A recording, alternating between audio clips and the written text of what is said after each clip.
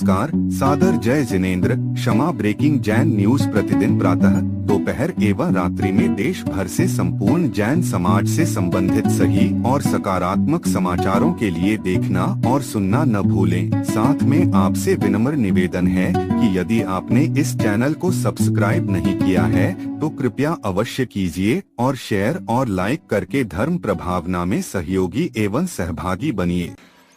2022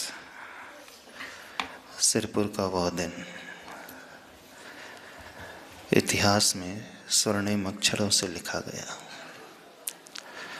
पूज्यवर गुरुदेव के द्वारा दी गई प्रथम दीक्षा सिद्ध क्षेत्र द्रोणगिरी में पूज्यवर वर्तमान आचार्य श्री समय सागर महाराज जी को दी गई थी।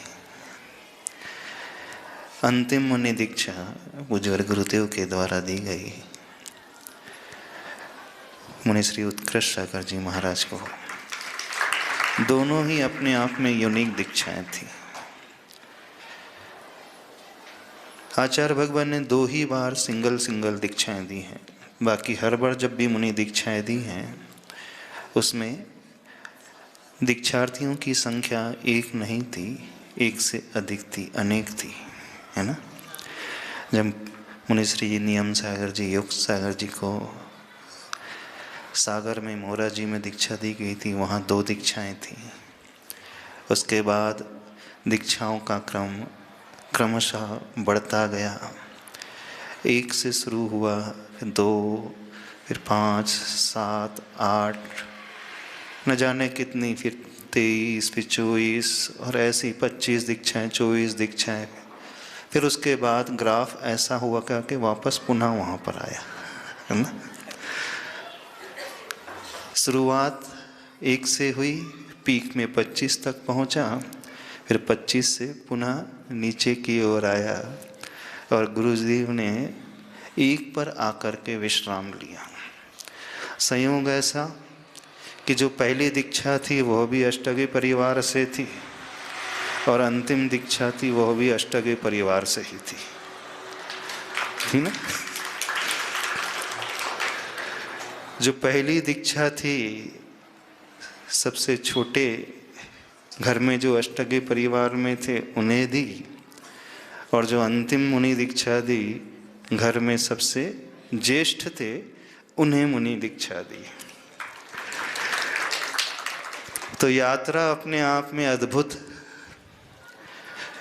समय का कुछ योग इस प्रकार का, समय के अनुसार जैसे विशुद्धि धीरे धीरे वृद्धिंगत होती है, बढ़ती चले जाती है। जघन्य से विशुद्धि शुरू होती है, फिर मध्यम की ओर आती है और उसके बाद चरम उत्कृष्ट की ओर पहुंचती है। ऐसे ही आचार्य भगवान की विशुद्धि उत्कृष्ट की ओर पहुंची और इसीलिए उस विशुद्धि का परिणाम निकला कि आचार्य गुरुदेव ने महावीर अष्टगी को मुनि श्री उत्कृष्ट सागर जी के रूप में हम सबके सामने ला करके रख दिया। ठीक है ना महाराष्ट्री, ऐसी है ना। वैसे मुनि श्री उत्कृष्ट सागर जी उम्र में तो सबसे बड़े हैं ही घर में, अनुभव में भी बड़े हैं और चिंतन में भी बहुत बड़े हैं। बड़ा गहरा चिंतन है और एक बार जो ठान लेते हैं दुनिया की कोई भी ताकत आ जाए उनके उस संकल्प को डिगा नहीं सकता। जो ठाना सो ठाना। जैसे पूज्यवर गुरुदेव की संकल्प शक्ति थी, ऐसा लगता है मुनि श्री उत्कृष्ट सागर जी की संकल्प शक्ति आचार्य भगवान से भी ज़्यादा थी, क्योंकि वो जेठे थे, लघु नहीं थे, उनसे भी बड़े थे। तो इस उम्र में भी जब वो अपनी दमदार आवाज़ में बोलते हैं तो हर व्यक्ति हिल जाता है और सोचने पर मजबूर हो जाता है कि कोई 84 वर्ष का बोल रहा है कि 24 वर्ष का व्यक्ति बोल रहा है। यदि वह देखे बिना, यदि सुने सिर्फ अकेले, दूर से श्रवण करे उनकी ध्वनि को, आवाज़ को, तो कंफ्यूज हो जाएगा। उसे विश्वास ही नहीं होगा कि 84, 85 वर्ष की उम्र में भी, 86 वर्ष की उम्र में भी कोई व्यक्ति इतनी गहरी आवाज़, स्पष्ट आवाज़ और दमदार आवाज़ में अपनी बात को रख सकता है। जैसी उनकी गहरी आवाज़ है, गहरा चिंतन है, वैसी ही उनकी गहरी साधना भी है। और आचार्य भगवान ने जो नामकरण किया उत्कृष्ट सागर, शायद इसलिए भी किया है कि उन्हें अपने जीवन की चरम अवस्था को एकदम उत्कृष्टता की ओर ही लाना है। और उसी प्रयास को लेकर के मुनि श्री उत्कृष्ट सागर जी लगे हुए हैं। सिरपुर से उनकी मोक्ष मार्ग की यात्रा शुरू हुई। वैसे तो सहपुरा से यात्रा शुरू हो गई थी, जैसे भी महाराज श्री धवल सागर ने बताया कि 7 प्रतिमा के व्रतों को अंगीकार करके सिरपुर से सहपुरा बिटौनी में वो संग में आए थे।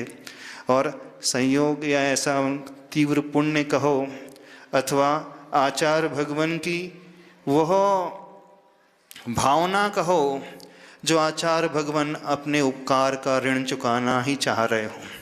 क्योंकि आचार्य भगवान के ऊपर एक बहुत बड़ा उपकार था यदि किसी का, तो किसका था जानते हो? सबसे बड़ा उपकार था किसका? हाँ, माता पिता का तो उपकार था ही, लेकिन माता पिता से भी बड़ा उपकार यदि किसी का था तो महावीर अष्टगी जी का था। यदि वो नहीं होते तो मुनि विद्यासागर जी नहीं होते और आचार्य विद्यासागर जी नहीं होते। ये इनका प्रताप था कि मुनि विद्यासागर जी हमें मिले, आचार्य गुरुदेव के रूप में हमें मिले। तो आचार्य भगवान उस दिन से महावीर अष्टगी के उस ऋण को याद रखे हुए थे, भूले नहीं थे। और यही साधु जनों की, सज्जन महान पुरुषों की पहचान होती है। नहीं कृतम उपकारम विस्मरन्ति साधवः।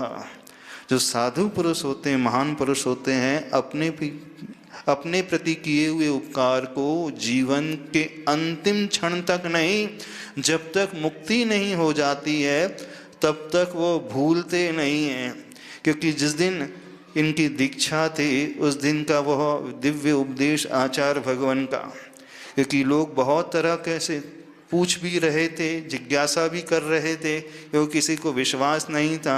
आचार्य भगवान हमेशा बाल ब्रह्मचारी को ही दीक्षा देते हैं, तो उन्हें कैसे दे देंगे। लेकिन आचार्य भगवान ने अपनी बात बड़ी स्पष्ट तरीके से रखते हुए कहा था कि महावीर भैया जी ने शुरू से लेकर अभी तक अपने कर्तव्य का पालन, अपनी जिम्मेदारी का निर्वाह बहुत अच्छे से किया। और उन्हीं का जो किया हुआ पुरुषार्थ है उसी के फलस्वरूप पूरा अष्टगी परिवार जो है मोक्ष मार्ग में आगे बढ़ गया। तो जो उन्होंने उपकार उस समय किया था, 50 वर्ष बीतने के पश्चात भी आचार्य भगवान को अक्षरशः याद था। इसलिए उन्हें बुला करके आचार्य भगवान ने उस उपकार के ऋण का बदला चुकाया। ऐसे ही है ना महाराज जी? बिल्कुल। हाँ, माइक रख दो महाराज जी, थोड़ा सा बताते जाएंगे हम जो बोल रहे सही है कि नहीं। हाँ, बिल्कुल ऐसा ही आचार्य भगवान का जो प्रवचन था हर व्यक्ति सुनने की कोशिश करे। आचार्य भगवान ने 21 दिसंबर 2022 को सिरपुर में क्या क्या कहा था, हर बात को बड़े स्पष्ट तरीके से सबके सामने रखा था। कोई अपने मन में कोई आशंका कुशंका न लेकर के आए कि हमारे भैया जी हैं इसलिए हम उन्हें दीक्षा दे रहे हैं, घर के हैं इसलिए हम उन्हें दीक्षा दे रहे हैं, हमारा मोह है इसलिए दीक्षा दे रहे हैं। ऐसा कोई भाव उनका नहीं था, क्योंकि आचार्य भगवान तो एकदम निर्लिप्त साधक, निष्प्रह साधक, आत्मदृष्टा की ओर जिनकी दृष्टि हमेशा लगी हुई थी, हमेशा आध्यात्मिक दृष्टिकोण जिनका बना रहता था, जो अपनी आत्मा के अलावा किसी से भी राग नहीं करते थे, किसी से भी मोह नहीं करते थे। और जो दुनिया को दिखता है कि वो चाह रहे हैं, वो किसी को चाह नहीं रहे हैं। तो आत्म कल्याण के जो इच्छुक साधक होते हैं, जिनकी तीव्र इच्छा होती है, तीव्र उत्कंठा होती है, उत्कृष्ट उत्कंठा होती है, उत्कृष्ट भावना होती है, किसी तरह ये मानव पर्याय जो दुर्लभ पर्याय मिली है, हम इस मानव पर्याय का सदुपयोग कर लें। और सदुपयोग जो होता है वो क्या होता है? बोधि की प्राप्ति, रत्नत्रय की प्राप्ति, समाधि की प्राप्ति। तो जो ऐसी तीव्र भावना में लगे हुए होते हैं, ऐसे साधकों का ध्यान आचार्य भगवान हमेशा रखते थे। फिर उसमें ये कोई बात नहीं कि वो अष्टगे परिवार से है, कि सदलगा के परिवार से है, कि बुंदेलखंड के परिवार से है, कि किसी और परिवार से है। वहाँ कोई परिवार की बात ही नहीं, वहाँ दृष्टि शरीर की ओर नहीं, वहाँ दृष्टि किसी अन्य की ओर नहीं, वहाँ दृष्टि तो सिर्फ आत्म कल्याण की। क्योंकि जो गुरुदेव ने पाया, सम्यक दृष्टि जीव की पहचान होती है। जो उन्हें मिला वह तीर्थंकर भगवान के द्वारा दिया हुआ दूसरों को बांटने वाले रहते हैं और दूसरों को भी इस ओर अग्रसर कराने वाले रहते हैं। और उसी भावना को लेकर के आचार्य भगवान ने उस दिन ये बात बड़े स्पष्ट तरीके से रखी थी कि हम जो हैं महावीर अष्टगी को मुनि दीक्षा जो दे रहे हैं वो उस उपकार को याद रखते हुए दे रहे हैं। और इनकी तीव्र भावना थी, क्योंकि जब महावीर जी में गए थे, महाराज श्री ब्रह्मचारी अवस्था में, गृहस्थ अवस्था में आचार्य श्री के पास जाते रहते थे। जब पूरा परिवार निकल गया तो महाराज श्री ने अपने मुख से कई बार बताया कि आचार्य भगवान के शब्द थे, जब भी इस दुनिया से जाना ध्यान रखना, बिना मुनि वेश धारण किए नहीं जाना।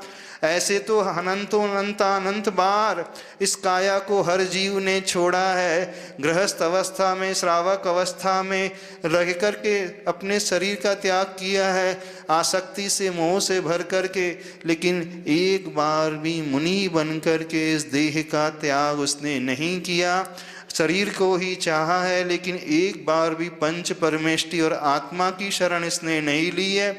तो बस एक बात ध्यान रखना, जब भी यहाँ से प्रयाण हो तो आपके मुख में किसका नाम हो? पंच परमेष्टि का और आत्मा की शरण का नाम हो। यही भावना हमेशा ध्यान में रखना और इसी भावना को लेकर के इस संसार से प्रयाण करना। तो आचार्य भगवान का वो दिव्य उपदेश, दिव्य भावना उस समय से उनके हृदय में चल रही थी और शायद उसी भावना का परिणाम कि उस दिन पूज्यवर मुनि श्री उत्कृष्ट सागर जी को मुनि दीक्षा मिल गई।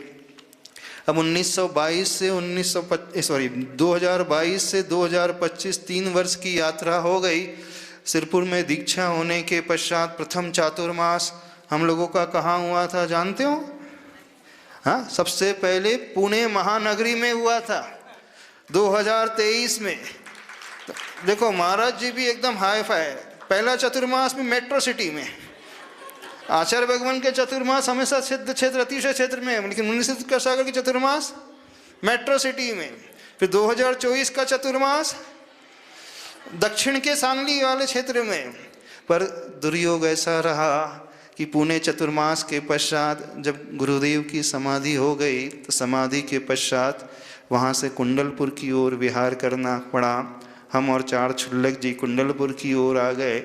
वैसे तो महाराज जी की भी तीव्र भावना थी कुंडलपुर आने की, लेकिन महाराज श्री ने कहा अभी हमारी वृद्धावस्था है और जल्दी हम विहार नहीं कर पाएंगे, उतने समय में वहाँ पहुँच नहीं पाएंगे। तो जैसा संघ का निर्देश था, जैसे पूज्यवर श्री समय सागर महाराज जी का निर्देश था, पूज्यवर श्री योग सागर महाराज जी ने जो निर्देश दिए थे कि उत्कृष्ट सागर महाराज जी, उनको वहीं छोड़ करके हमें कुंडलपुर के आने के संकेत हो गए। तो हम कुंडलपुर चले गए और मुनि श्री उत्कृष्ट सागर महाराज जी, विशाल सागर जी, धवल सागर महाराज जी के साथ सांगली में चातुर्मास किए और लगभग 16 महीने का अंतराल पड़ गया है ना। फरवरी में वहाँ से विहार किए थे और फरवरी 2024 में विहार हुआ था और 5 जुलाई 2025 को पुनः मिलन हो गया। तो लगभग 16 महीने का गैप पड़ गया। अब सांगली चतुर्मास हुआ, वहाँ का ग्रीष्मावकाश हुआ। शायद महाराज श्री का स्वास्थ्य धीरे धीरे गिर रहा था। महाराज जी अपने स्वास्थ्य को लेकर और अपने उस चरित्र को और अंतिम लक्ष्य को लेकर के हमेशा चिंतित रहते थे। उन्होंने शायद वहीं से भावना भाली थी कि अब ज़्यादा समय दिख नहीं रहा है, इसलिए संलेखना करना है। और संलेखना की भावना कहाँ की थी उन्होंने? जहाँ पूज्यवर आचार्य प्रवशिष्ठ शांति सागर महाराज जी ने समाधि की, इस सिद्ध क्षेत्र कुंथलगिरी की भावना उन्होंने भाई थी। और ऐसी गर्मी में 20-20 किलोमीटर का विहार करते हुए महाराज श्री कुंथलगिरी सिद्ध क्षेत्र में आ गए। लक्ष्य क्या लेकर के आए थे? अब आए तो हैं यहाँ से, लेकिन जाएंगे कैसे? अब जाएंगे सीधे कहाँ जाएंगे? सिमंदर भगवान के समोसरण में जाकर के भक्ति करेंगे, यहीं सल्लेखना करेंगे। क्योंकि जब यहाँ पर आए तो महाराज श्री ने पूरा प्लान हमें बता दिया था और एक पत्र भी लिख दिया था आचार्य श्री समय सागर जी के नाम पे। और पत्र में पूरा डिटेल में वर्णन लिखा था। पर्युषण पर्व होने के पश्चात मेरा अन्न का त्याग हो जाएगा, फिर उसके बाद दूध आदि लेते रहेंगे, सब्जी आदि लेते रहेंगे, और जैसे ही शरद पूर्णिमा आएगी उसके बाद दूध का भी त्याग हो जाएगा, फिर उसके बाद फिर जल ही साधना चलेगी, और चतुर्मास पूरा होते होते यम सल्लेखना शुरू। हाँ, महाराज जी ने ऐसा पत्र लिख दिया था, ठीक है ना महाराज जी? ऐसे लिखा था ना? क्या लिखा था बताते जाओ, हम कुछ भूल रहे हो तो। नहीं। और क्या लिखा था बता दो, और क्या लिखा था आपने? तो करने का था। हाँ, एक चीज और भूल गए। महाराज जी ने एक और संकल्प ले लिया। जैसे पूज्यवर्ग आचार्य भगवान ने मुक्तागिरी चातुर्मास में लगातार 9 उपवास किए थे, तो महाराज जी ने भी भावना भाई थी कि हम भी पर्युषण पर्व में जैसे आचार्य भगवान ने उपवास किए थे वैसे ही लगातार 9 उपवास करेंगे। और 2 उपवास तो कर भी दिए उन्होंने, फिर दूसरा उपवास हो गया, फिर तीसरे उपवास का संकल्प वो कहने लगे। तो फिर हमने आचार्य भगवान समय सागर महाराज जी को संकेत भिजवाए, तो आचार्य श्री के संकेत आए नहीं। आचार्य भगवान ने जो 9 उपवास किए थे वो अपनी युवावस्था में किए थे, वृद्धावस्था में नहीं किए थे। अभी शरीर थोड़ा जीर्ण हो रहा है, वृद्धावस्था है, हमें सल्लेखना का भाव अच्छे से रखना है, तो एकदम भावुकता में आकर इतने उपवास की साधना ठीक नहीं है। अभी तो आपको पालना करना है। और महाराज जी की सरलता देखिए, कितनी अच्छी सरलता। जैसा आचार्य भगवान ने कहा, जैसा हम लोगों ने कहा, महाराज श्री ने अक्षर सा मान लिया, ठीक है। बोले जैसा आचार्य श्री कहेंगे आप कहेंगे, हम वैसा ही करेंगे, अब कल उपवास नहीं करेंगे। और उन्होंने पालना कर, और पालना करने के पश्चात धीरे धीरे यात्रा शुरू हो गई। अब जैसे समय बीतता गया, चतुर्मास पूर्णिमा की ओर आने लगा, शरद पूर्णिमा आ गई, तो महाराज जी का वो जो साइकिल नीचे वाला था जो ग्राफ, अब वो ऊपर वाला टर्न हो गया। पहले जब यहाँ आए थे तो उनका स्वास्थ्य नीचे की ओर जा रहा था, डाउनग्रेड था। लेकिन कुंथलगिरी की ऐसी हवा, यहाँ की ऐसी ऊर्जा, यहाँ की ऐसी वर्गणा और यहाँ के त्यागी व्रतियों की ऐसी वैयावृत्ति, हाँ, सारे त्यागी व्रति, सारी ताइयाँ, और विशेषकर अशोक जी और सारे प्रतिमाधारी श्रावक, उन्होंने ऐसी वैयावृत्ति की, ऐसी वैयावृत्ति की कि महाराज जी का वजन कितने किलो बढ़ गया? बताइए कितने किलो वजन बढ़ा? बताइए कितने किलो वजन बढ़ गया? शीतल जी, हाँ शीतल जमगे, हाँ। तो महाराज जी का वजन यहाँ 2 से 3 किलो बढ़ गया। जब वजन बढ़ गया तो महाराज जी को लगा अभी तो मेरा शरीर हष्ट पुष्ट है। हमने भी महाराज श्री से कहा, महाराज जी आचार्य भगवान कहते थे पंचम काल में समय से बंध करके सल्लेखना नहीं होती है। जैसे कोई लोग कहते हैं कि 12 वर्ष की सल्लेखना ले लो, तो आचार्य भगवान उसका पूर्ण रूप से निषेध करते थे।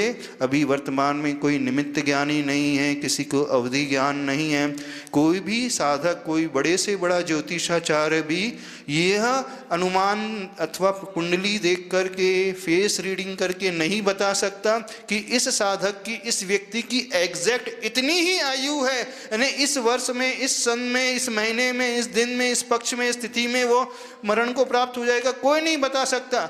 इसलिए समय से बंध करके सल्लेखना नहीं होती है। यदि कोई समय से बंध करके सल्लेखना ग्रहण कर लेता है और शरीर मजबूत होता है तो एक प्रकार से वो सल्लेखना नहीं, वो दोष माना जाता है और एक प्रकार से आत्मघात माना जाता है। हमारा शरीर मजबूत है, जंघाओं में बल है, सारे आवश्यकों का पालन बहुत अच्छे से हो रहा है, इंद्रियां अच्छे से काम कर रही हैं, सामायिक आदि सब हो रहा है, तो ऐसे समय सल्लेखना कोई ले चला करके तो वो क्या माना जाएगा? आत्महत्या और असंयम का पोषण माना जाएगा। तो ये सल्लेखना नहीं कहलाती। तो महाराज श्री को ये बात समझ में आ गई। हाँ, अभी तो मेरा स्वास्थ्य गिर रहा था, लेकिन अब शरीर का स्वास्थ्य जो है अच्छा होने लगा और सारे आवश्यक भी अच्छे से पल रहे हैं। तो महाराज जी ने कहा अब आइडिया ड्रॉप। हाँ, बोले अब संलेखना नहीं करेंगे, अब जैसे आचार्य महाराज कहेंगे हम वैसे करेंगे, अभी तो विहार के लिए भी मजबूत है। तो बोले कहाँ विहार करना है? बोले जहाँ आप बोलेंगे अपन वहाँ विहार करेंगे। बोले श्रवण बोल गए तो श्रवण बोल को भी चलेंगे, शिखर जी तो सम्य शिखर जी भी, और सिरपुर तो सिरपुर भी। बोले जहाँ आचार्य श्री बोलेंगे वहीं चलेंगे। अब मुंबई तो मुंबई और पूना तो पूना भी, ठीक है ना? हाँ, तो फिर जब तक शरीर साथ देगा, जहाँ तक शरीर साथ देगा, जब तक शरीर कार्य करते रहेगा तब तक साधना करेंगे। और जिस दिन लगने लगेगा कि अब शरीर साथ नहीं दे रहा है तो वहीं संलेखना ले लेंगे। अब हमारे मन में क्षेत्र का भी कोई विकल्प नहीं है कि उसी क्षेत्र में अथवा कुंतलगिरी में ही समाधि हो, किसी भी क्षेत्र में समाधि कर सकते हैं। मुख्यतः हमने दीक्षा ग्रहण की है कर्मों की निर्जरा के लिए, आत्म कल्याण के लिए। ये तो स्वर्णिम अवसर है, पुण्य कर्म का उदय होता है कि आयु बड़ी मिली है तो उसमें अधिक से अधिक हम कर्मों की निर्जरा कर लें। बस यही उद्देश्य लेकर के साधना कर रहे हैं। और अभी भी महाराज जी तैयार है। बोले कहाँ विहार करना? बोले जहाँ जितना तो उतना विहार करने के लिए तैयार है, फिर जैसा होगा भविष्य में वैसा देखा जाएगा। ठीक है ना महाराज जी? ऐसे ही? हाँ, बढ़िया बढ़िया। Kshama breaking Jain news YouTube channel पर विज्ञापन देकर धर्म प्रभावना में बने सहभागी। विज्ञापन देने हेतु संपर्क कीजिए मोबाइल नंबर 9026900740 एवं समाचार एवं वीडियो भेजने हेतु WhatsApp number 9335236222। Kshama breaking Jain news YouTube channel देखने के लिए आपको बहुत बहुत धन्यवाद। सादर प्रणाम, सादर जय जिनेंद्र।